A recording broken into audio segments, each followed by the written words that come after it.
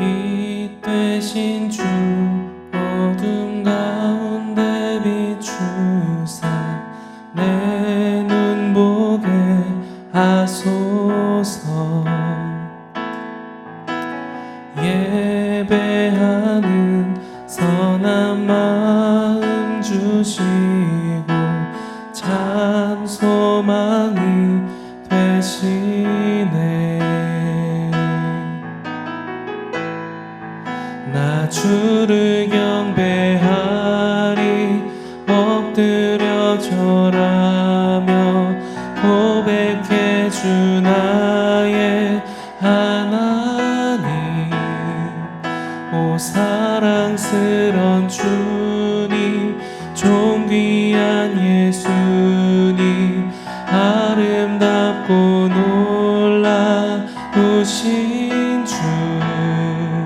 나 주를 경배하리 엎드려 절하며 고백해 주 나의 하나님. 오 사랑스런 주님 존귀한 예수님 아름답고 놀라우신 주.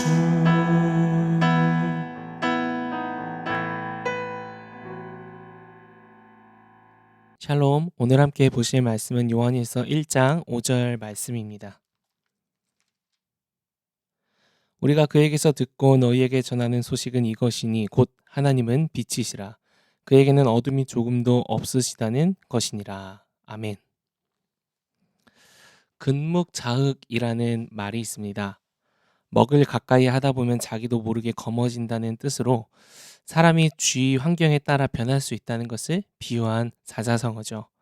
만약 훌륭한 스승을 만나면 그 훌륭한 스승의 행실을 따라가게 되기 때문에 나도 훌륭한 사람이 될 수 있고, 반대로 나쁜 무리와 어울리게 되면 보고 듣는 것이 항상 악한 행실이기 때문에 자기도 모르게 그 악한 사람이 되어간다라는 것입니다.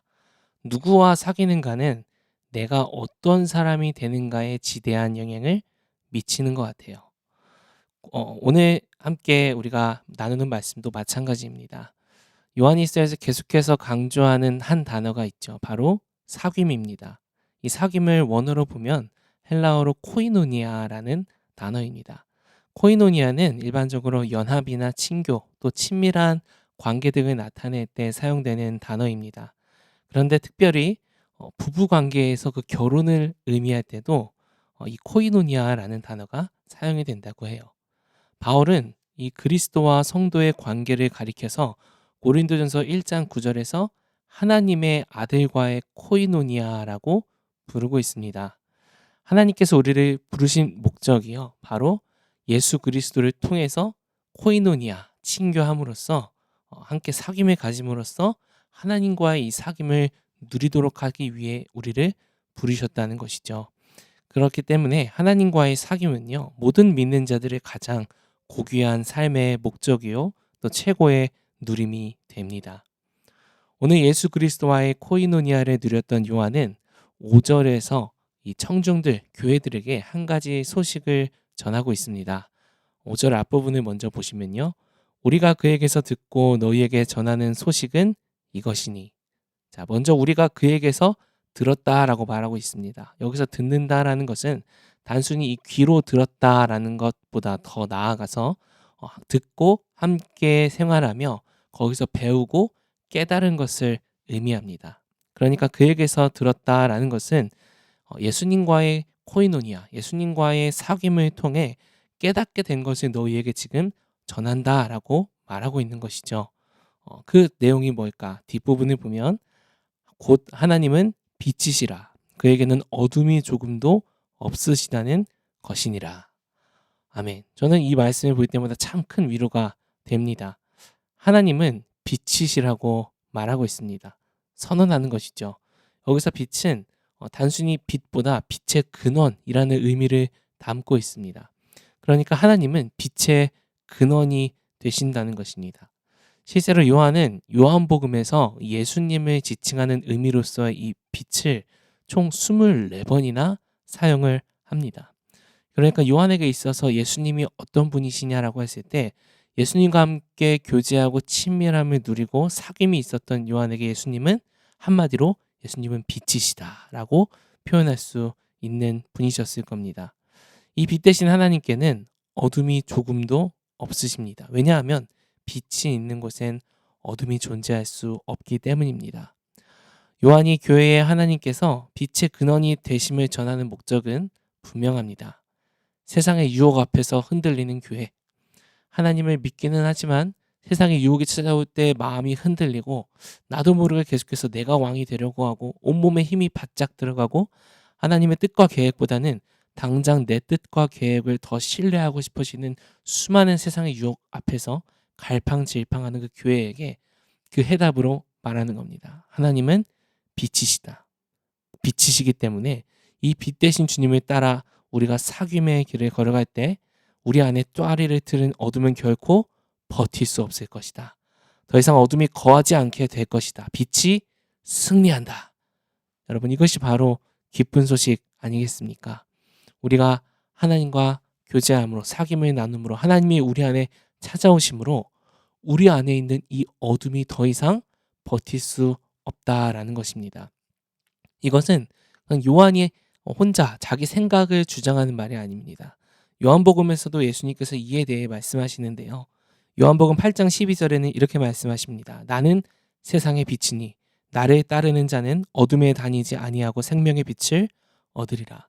12장 46절에도 이렇게 말씀하십니다. 나는 빛으로 세상에 왔나니 물은 나를 믿는 자로 어둠에 거하지 않게 하려 함이로다.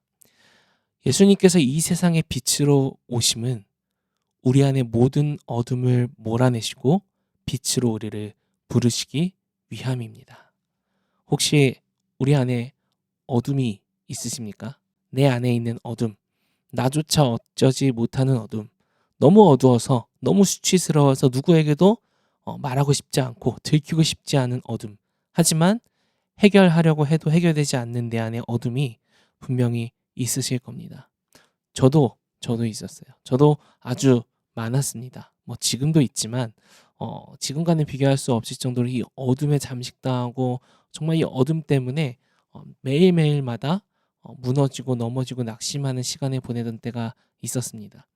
그런데 그때 제가 대학생 시절이었는데 함께 이제 대학교에서 MT를 갔는데 이 산에 올라가 가지고 새벽에 산에 올라서 이제 거기서 일출이 뜨는 걸 같이 보자라고 해서 올라갔던 기억이 납니다.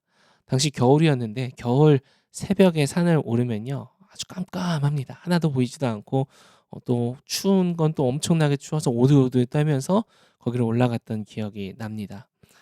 다 올라갔는데 아직 시간이 일출 시간이 안 돼서 여전히 어두웠던 기억이 나요. 근데 당시 제 마음속에 낙심과 두려움과 고민과 슬픔과 막 수많은 것들이 막 가득 차 있다 보니까 마치 이 어둠이 저의 삶처럼 느껴졌어요. 그래서 아무 말도 안 하고 풀이 죽어서 가만히 있는데 시간이 돼서 해가 뜨기 시작한 것을 보았습니다. 처음에는 뭔가 조금 밝아지는 것 같은데라고 생각을 잠깐 했는데 어느덧 시간이 조금 더 흐른 뒤에는 태양이 뜨면서 빛이 모든 어둠을 비추는 거예요. 그걸 보면서요. 문득 하나님께서 저에게 이러한 마음을 주시며 위로해 주셨습니다. 야, 너 마음속에 있는 그 어둠이 그렇게 짙고 커 보이니? 하지만 어떤 어둠도 빛이 비추면 결코 버틸 수 없다. 그리고 내가 너의 빛이다. 내가 너의 빛이 되기 위해 이 세상에 왔고 너를 불렀고 이제는 너의 안에 거하고 있다. 그런데 왜 아직도 그 어둠을 두려워하고 무서워하고 근심하고 염려하고 있니? 내가 마치 네가 눈으로 보는 일출처럼 너의 인생을 그렇게 빛으로 인도해 줄게 라고 저에게 말씀해 주시는 것 같았어요. 그래서 일출을 보면서 저도 모르게 눈물이 주르륵 나더라고요. 근데 그때 그 짧은 시간이 아직도 저에게 잊혀지지 않는 소중한 하나님과의 그 추억 중 하나입니다. 우리가 꼭 그렇게 일출을 보면서 그것을 느끼지 않더라도요. 매일의 하나님과의 사귐 속에서 우리가 이것을 기억하면 좋겠습니다. 하나님과의 사귐은요. 마치 이 빛을 마주하는 것과 같습니다. 우리가 햇빛을 어떻게 하면 더 잘 받을 수 있을까? 어떻게 하면 내가 햇빛을 더 이렇게 멋지게 받을 수 있을까? 뭐 힘주고 노력한다고 해서 뭐 빛을 더 받거나 덜 받거나 하나요? 그렇지 않죠. 해가 뜨면요.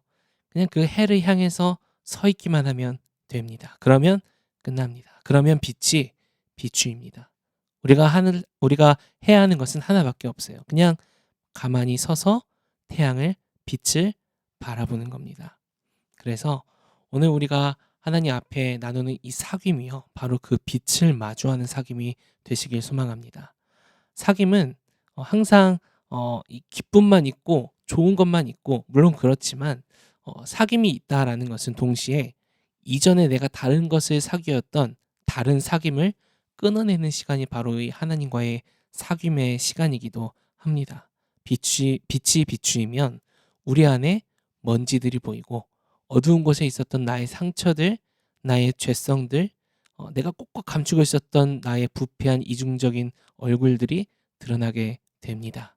그때 하나님께서 비추신 그 우리의 상처들을, 죄악들을 그냥 방치하지 않으시고 치유하시는 시간이 또한 하나님과의 사귐의 시간입니다.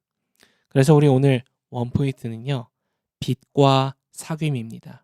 빛 대신 하나님과 우리가 사귐을 이어나갈 때 금묵자흑했던 것처럼 우리가 예수님을 닮아가고 내가 어떻게 하지 않아도 자연스럽게 예수 그리스도의 하나님의 빛으로 우리 안에 어둠이 몰아내어질 줄 믿습니다. 날마다 그렇게 주님과 동행하며 빛으로 걸어나가는 우리 바이탈 성도님들 되시길 소원합니다.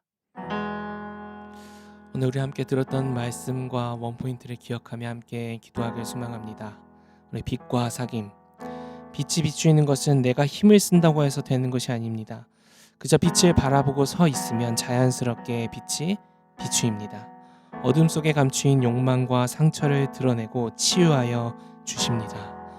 우리는 다 양 같아서 그릇 행하여 각기 제 길로 가는 존재들입니다. 그래서 우리의 마음은 매일 먼지가 끼고 곰팡이가 생겨납니다.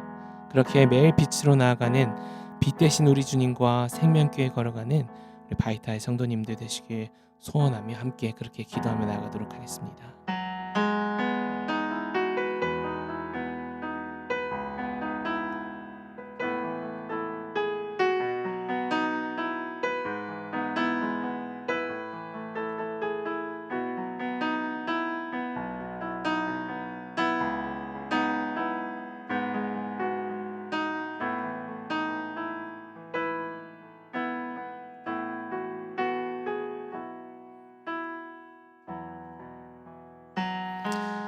하나님 아버지, 우리에게 빛으로 찾아와 주셔서 감사합니다. 우리 안에 어떤 짙은 어둠도 이 빛 앞에서는 거두어짐을 믿습니다.